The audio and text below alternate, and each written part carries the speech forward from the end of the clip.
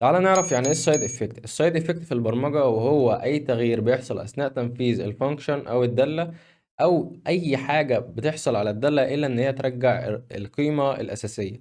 تخيل كده معايا، كان في واحد اسمه احمد كل ما يجي يلعب بلاي ستيشن يروح يعمل كوباية شاي. طيب بيعمل كوباية شاي ليه؟ لان هو كيف شاي، تمام.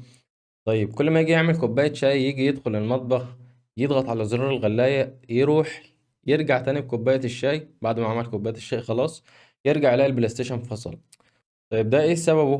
لأنه هو استرخص وجاب كهرباء من سوق الجمعة، فلما جه يدوس على زرار الغلاية راح زرار البلاي ستيشن أو جهاز البلاي ستيشن طفى، فكل اللي كان بيعمله ضاع. فجه يشوف الغلط منين، فلقى ان في سلك متركب غلط مكان، يعني سلك الغلاية متركب غلط بسلك البلاي ستيشن.